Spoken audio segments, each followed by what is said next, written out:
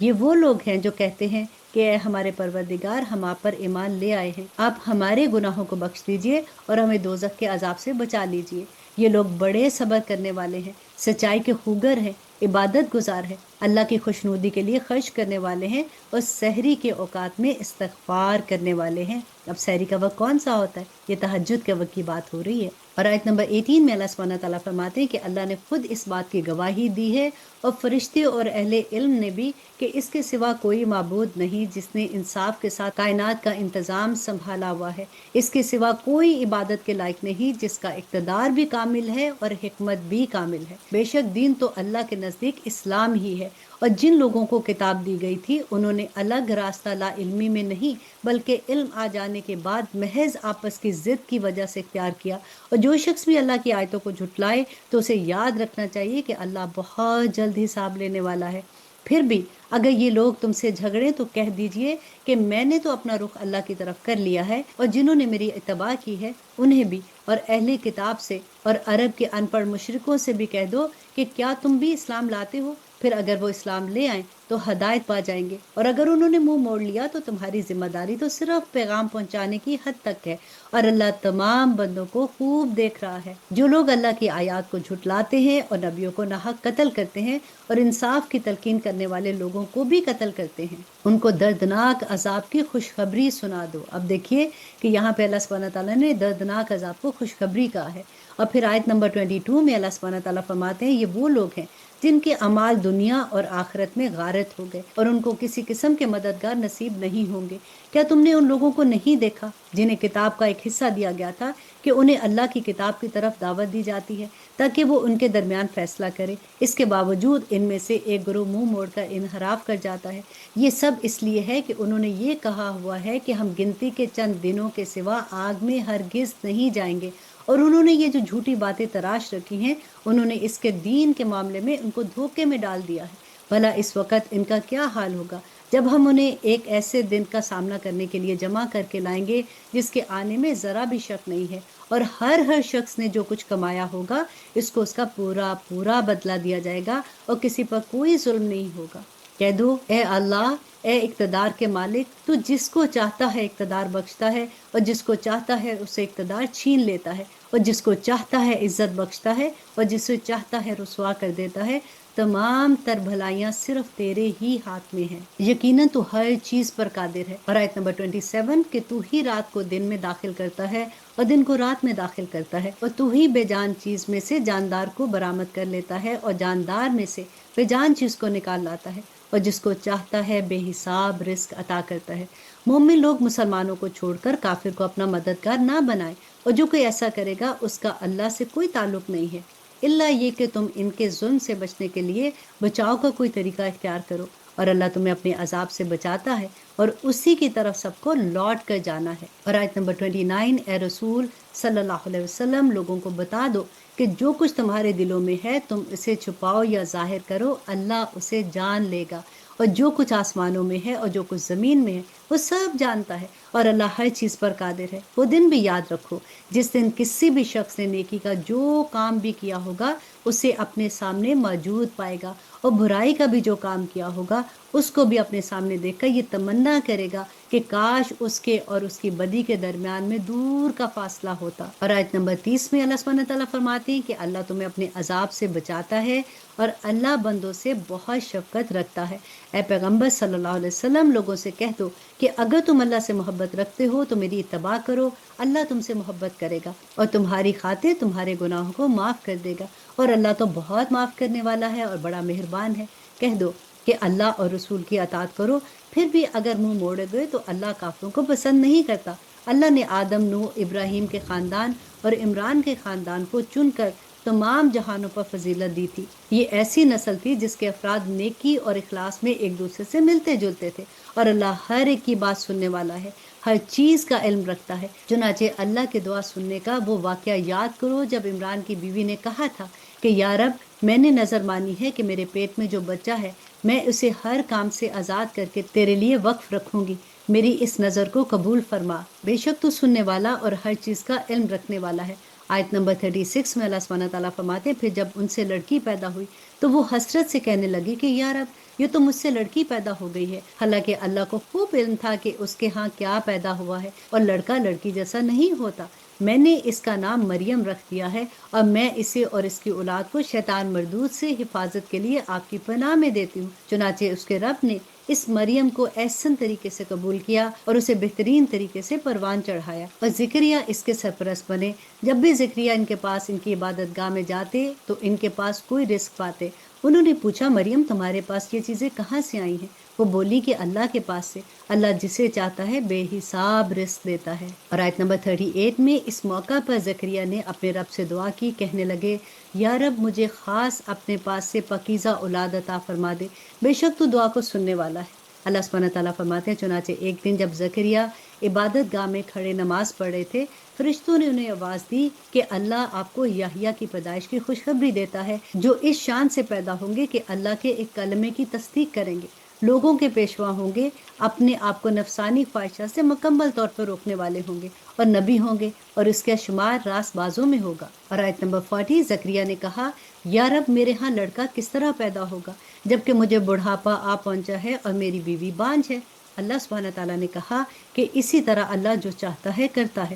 انہوں نے کہا کہ پروردگار میرے لیے کوئی نشانی مقرر کر دیجیے۔ اللہ نے کہا کہ تمہاری نشانی یہ ہوگی کہ تم 3 دن تک اشاروں کے سوا کوئی بات نہیں کر سکو گے، اور اپنے رب کا کثرت سے ذکر کرتے رہو، اور ڈھلے دن کے وقت بھی اور صبح سویرے بھی اللہ کی تسبیح کیا کرو۔ اور اب اس وقت کا تذکرہ سنو جب فرشتوں نے کہا تھا کہ اے مریم، بے شک اللہ نے تجھے چن لیا ہے، تمہیں پاکیزگی عطا کی ہے، اور دنیا جہاں کی عورتوں میں تمہیں منتخب کر کے فضیلت بخشی ہے۔ آیت نمبر 43 کہ اے مریم، تم اپنے رب کی عبادت میں لگی رہو اور سجدہ کرو، رکوع کرنے والوں کے ساتھ رکوع بھی کیا کرو۔ اے پیغمبر صلی اللہ علیہ وسلم، یہ سب غائب کی خبریں ہیں جو ہم وحی کے ذریعے تمہیں دے رہے ہیں۔ تم اس وقت ان کے پاس نہیں تھے جب وہ یہ طے کرنے کے لیے اپنے قلم ڈال رہے تھے کہ ان میں سے کون مریم کی کفالت کرے گا، اور نہ اس وقت تم ان کے پاس موجود تھے جب وہ اس مسئلے میں ایک دوسرے سے اختلاف کر رہے تھے۔ اور وہ وقت بھی یاد کرو جب فرشتوں نے مریم سے کہا تھا کہ اے مریم، اللہ سبحانہ تعالیٰ تمہیں اپنے ایک کلمے کی پیدائش کی خوشخبری دیتا ہے جس کا نام مسیح عیسیٰ ابن مریم ہوگا، جو دنیا اور آخرت دونوں میں صاحب وجاہت ہوگا اور اللہ کے مقرب بندوں میں سے ہوگا، اور وہ گہوارے میں بھی لوگوں سے بات کرے گا اور بڑی عمر میں بھی اور راست باز لوگوں میں ہوگا۔ اور آیت نمبر 47 مریم نے کہا کہ پروردگار، مجھ سے لڑکا کیسے پیدا ہوگا جبکہ مجھے کسی بشر نے چھوا تک نہیں؟ اللہ سبحانہ تعالیٰ نے فرمایا کہ اللہ اسی طرح جس کو چاہتا ہے پیدا کرتا ہے۔ جب وہ کوئی کام کرنے کا فیصلہ کرتا ہے تو صرف اتنا کہتا ہے، ہو جا، تو بس وہ ہو جاتا ہے۔ اور وہی اللہ اس کو یعنی عیسیٰ ابن مریم کو کتاب و حکمت اور تورات اور انجیل کی تعلیم دے گا، اور اسے بنی اسرائیل کے پاس رسول بنا کر بھیجے گا، جو لوگوں سے یہ کہے گا کہ میں تمہارے پاس تمہارے رب کی طرف سے ایک نشانی لے کر آیا ہوں، اور وہ نشانی یہ ہے کہ میں تمہارے سامنے گارے سے پرندے جیسی ایک شکل بناتا ہوں، پھر اس میں پھونک مارتا ہوں تو وہ اللہ کے حکم سے پرندہ بن جاتا ہے، اور میں اللہ کے حکم سے مادرزاد اندھے کو اور کوڑی کو تندرست کر دیتا ہوں اور مردوں کو زندہ کر دیتا ہوں، اور تم لوگ جو کچھ اپنے گھروں میں کھاتے ہو یا ذخیرہ کر کے رکھتے ہو وہ سب بتا دیتا ہوں۔ اگر تم ایمان لانے والے ہو تو ان تمام باتوں میں تمہارے لیے کافی نشانیاں ہیں۔ اور آیت نمبر 50 اور جو کتاب مجھ سے پہلے آ چکی یعنی تورات، میں اس کی تصدیق کرنے والا ہوں اور اس لیے بھیجا گیا ہوں تاکہ کچھ چیزیں جو تم پر حرام کی گئی تھی اب تمہارے لیے حلال کر دوں، اور میں تمہارے پاس تمہارے پروردگار کی طرح سے نشانی لے کر آیا ہوں، لہٰذا اللہ سے ڈرو اور میرا کہنا مانو۔ بے شک اللہ میرا بھی پروردگار ہے اور تمہارا بھی پروردگار ہے، اور یہی سیدھا راستہ ہے کہ صرف اسی کی عبادت کرو۔ اور پھر جب عیسیٰ علیہ السلام نے محسوس کیا کہ وہ کفر پر آمادہ ہیں تو انہوں نے اپنے ماننے والوں سے کہا کہ کون کون لوگ ہیں جو اللہ کی راہ میں میرے مددگار ہیں؟ حواریوں نے کہا کہ ہم اللہ کے دین کے مددگار ہیں، ہم اللہ پر ایمان لا چکے ہیں اور آپ گواہ رہیے کہ ہم فرما بردار ہیں۔ اے ہمارے رب، آپ نے جو کچھ نازل کیا ہے ہم اس پر ایمان لائے ہیں اور ہم نے رسول کی اتباع کی ہے، لہٰذا ہمیں ان لوگوں میں لکھ لیجئے جو حق کی گواہی دینے والے ہیں۔ آیت نمبر 54 اور ان کافروں نے عیسیٰ علیہ السلام کے خلاف خفیہ تدبیر کی، اور اللہ نے بھی خفیہ تدبیر کی، اور اللہ سب سے بہتر تدبیر کرنے والا ہے۔ اس کی تدبیر اس وقت سامنے آئی جب اللہ نے کہا تھا کہ اے عیسیٰ، میں تمہیں صحیح سلامت واپس لے لوں گا اور تمہیں اپنی طرف اٹھا لوں گا، اور جن لوگوں نے کفر اپنا لیا ہے ان کی اعزاز سے بھی تمہیں پاک کر دوں گا، اور جن لوگوں نے تمہاری تباہ کی ہے ان کو قیامت کے دن تک ان لوگوں پر غالب رکھوں گا جنہوں نے تمہارا انکار کیا ہے۔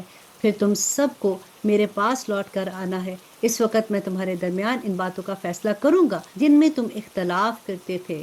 اور آیہ نمبر 56، چنانچہ جو لوگ ایسے ہیں کہ انہوں نے کفر اپنا لیا ہے، ان کو تو میں دنیا اور آخرت میں سخت سزا دوں گا اور ان کو کسی طرح کی بھی مدد میسر نہیں آئے گی۔ البتہ جو لوگ ایمان لائے ہیں اور انہوں نے نیک عمل کیے ہیں، ان کو اللہ ان کا پورا پورا ثواب دے گا۔ اللہ ظالموں کو پسند نہیں کرتا۔ اے پیغمبر صلی اللہ علیہ وسلم، یہ وہ آیتیں اور حکمت بھرا ذکر ہے جو ہم تمہیں پڑھ کر سنا رہے ہیں۔ اللہ کے نزدیک عیسیٰ کی مثال آدم علیہ السلام جیسی ہے۔ اللہ نے انہیں مٹی سے پیدا کیا، پھر ان سے کہا ہو جا، پھر وہ ہو گئے۔ حق وہی ہے جو تمہارے رب کی طرف سے آیا ہے، لہٰذا شک کرنے والوں میں شامل نہ ہو جانا۔ تمہارے پاس عیسیٰ علیہ السلام کے واقعے کا جو صحیح علم آ گیا ہے، اس کے بعد بھی لوگ اس معاملے میں تم سے بحث کریں گے، تو ان سے کہہ دو کہ آؤ ہم اپنے بیٹوں کو بلائیں، تم اپنے بیٹوں کو، اور ہم اپنی عورتوں کو اور تم اپنی عورتوں کو، اور ہم اپنے لوگوں کو اور تم اپنے لوگوں کو، پھر ہم سب مل کر اللہ کے سامنے گڑ گڑائیں اور جو جھوٹے ہوں ان پر اللہ کی لعنت بھیجے۔ اور آیت نمبر 62، یقین جانو کہ واقعات کا سچا بیان یہی ہے اور اللہ کے سوا کوئی معبود نہیں ہے، اور یقیناً اللہ ہی ہے جو اقتدار کا بھی مالک ہے اور حکمت کا بھی مالک ہے۔ پھر بھی اگر یہ لوگ منہ موڑ لیں تو اللہ فاسدوں کو اچھی طرح جانتا ہے۔ مسلمانوں، یہود و نصارہ سے کہہ دو کہ اے اہل کتاب، ایک ایسی بات کی طرف آ جاؤ جو ہم میں اور تم میں مشترک ہو، اور وہ یہ ہے کہ ہم اللہ کے سوا کسی کی عبادت نہ کریں اور اس کے ساتھ کسی کو شریک نہ ٹھہرائیں، اور اللہ کو چھوڑ کر ہم ایک دوسرے کو رب نہ بنائیں۔ پھر بھی اگر وہ منہ موڑے تو کہہ دو کہ گواہ رہنا کہ ہم تو مسلمان ہیں۔ آیہ نمبر 65، کہ اے اہل کتاب، تم ابراہیم کے بارے میں کیوں بحث کرتے ہو؟ حالانکہ تورات اور انجیل اس کے بعد ہی نازل ہوئی ہے، کیا تمہیں اتنی بھی سمجھ نہیں ہے؟ دیکھو یہ تم ہی تو ہو جنہوں نے ان معاملات میں اپنی سی بحث کر لی ہے جس کا تمہیں کچھ بھی علم نہیں تھا۔ اب ان معاملات میں کیوں بحث کرتے ہو جن کا تمہیں سرے سے کوئی علم نہیں ہے؟ اللہ جانتا ہے اور تم نہیں جانتے ہو۔ ابراہیم نہ تو یہودی تھے نہ نصرانی تھے، بلکہ وہ تو سیدھے سیدھے مسلمان تھے اور شرک کرنے والوں میں کبھی بھی شامل نہیں ہوئے۔ اور آیت نمبر 68، کہ ابراہیم کے ساتھ تعلق کے سب سے زیادہ حقدار تو وہ لوگ ہیں جنہوں نے ان کی پیروی کی، یہ نبی آخر الزمان صلی اللہ علیہ وسلم، اور وہ لوگ ہیں جو ان پر ایمان لائے ہیں۔ اللہ مومنوں کا کارساز ہے۔ مسلمانوں، اہل کتاب کا ایک گروہ یہ چاہتا ہے کہ تم لوگوں کو گمراہ کر دے، حالانکہ وہ اپنے سوا کسی اور کو گمراہ نہیں کر رہے ہیں، اگرچہ انہیں اس کا احساس نہیں ہے۔ اہل کتاب، اللہ کی آیتوں کا کیوں انکار کرتے ہو، حالانکہ تم خود اس کے منجانب اللہ ہونے کے گواہ ہو؟ اے اہل کتاب، تم حق کو باطل کے ساتھ کیوں گڈمٹ کرتے ہو اور کیوں جان بوجھ کر حق بات کو چھپاتے ہو؟ اہل کتاب کے ایک گروہ نے ایک دوسرے سے کہا ہے کہ جو کلام مسلمانوں پر نازل کیا گیا ہے اس پر دن کے شروع میں تو ایمان لے آؤ اور دن کے آخری حصے میں اس سے انکار کر دینا، شاید اس طرح مسلمان بھی اپنے دین سے پھر جائیں۔ اور آیت نمبر 73، مگر دل سے ان لوگوں کے سوا کسی کو نہ ماننا جو تمہارے دین کے مطابق ہو۔ آپ ان سے کہہ دیجئے کہ ہدایت تو وہی ہدایت ہے جو اللہ کی دی ہوئی ہے۔ یہ ساری باتیں تم اس ضد میں کر رہے ہو کہ کسی کو اس جیسی چیز یعنی نبوت اور آسمانی کتاب کیوں مل گئی ہے جیسی کبھی تمہیں دی گئی تھی، یا یہ مسلمان تمہارے رب کے آگے تم پر غالب کیوں آ گئے ہیں؟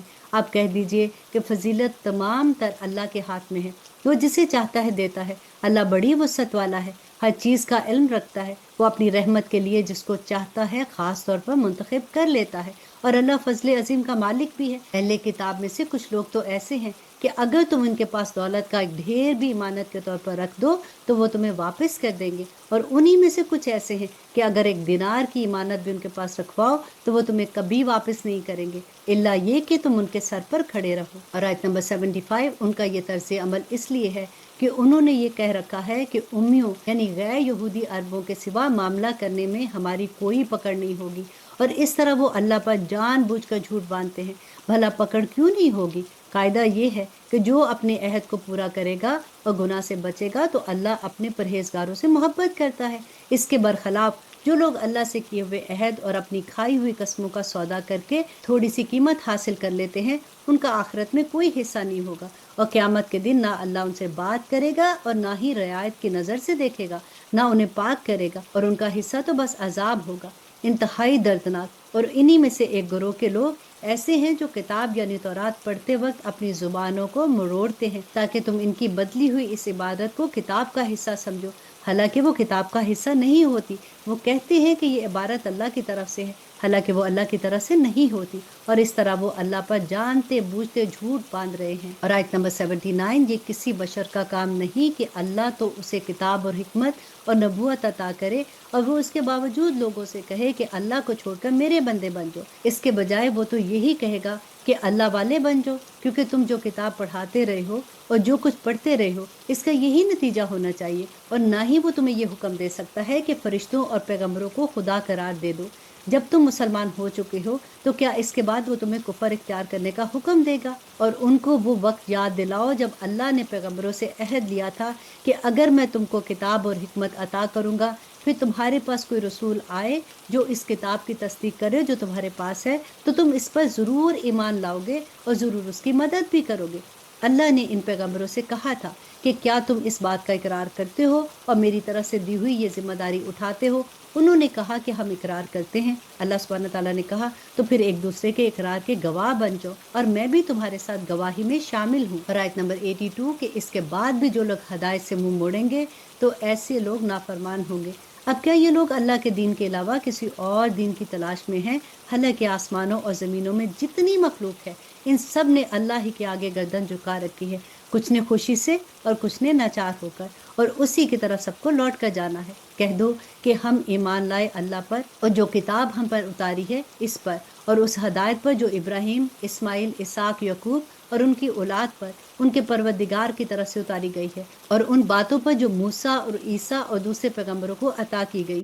ہم ان پیغمبروں میں سے کسی کے درمیان کوئی فرق نہیں کرتے، اور ہم اسی ایک اللہ کے آگے سر جھکائے ہوئے ہیں۔ جو کوئی شخص اسلام کے سوا کوئی اور دین اختیار کرنا چاہے گا تو اس سے وہ دین قبول نہیں کیا جائے گا، اور آخرت میں وہ ان لوگوں میں شامل ہوگا جو سخت نقصان اٹھانے والے ہیں۔ اور آیت نمبر 86 اللہ سبحانہ تعالیٰ فرماتے ہیں کہ اللہ ایسے لوگوں کو کیسے ہدایت دے جنہوں نے ایمان لانے کے بعد کفر اختیار کر لیا، حالانکہ وہ گواہی دے چکے تھے کہ یہ رسول سچے ہیں اور ان کے پاس ان کے روشن دلائل بھی آ چکے تھے۔ اللہ ایسے ظالموں کو ہدایت نہیں دیا کرتا۔ ایسے لوگوں کی سزا یہ ہے کہ ان پر اللہ کی، فرشتوں کی اور تمام انسانوں کی پھٹکار ہے۔